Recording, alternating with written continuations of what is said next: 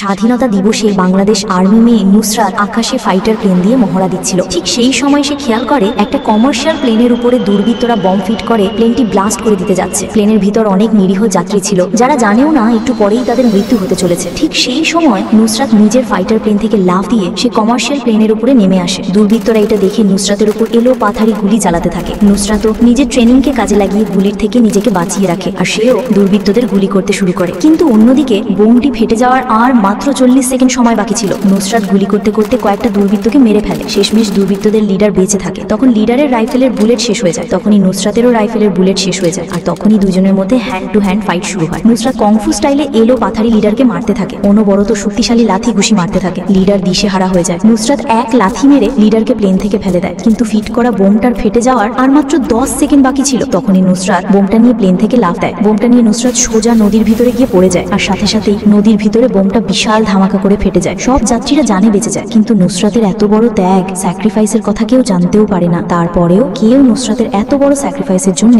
Like আর সাবস্ক্রাইবও করলো না।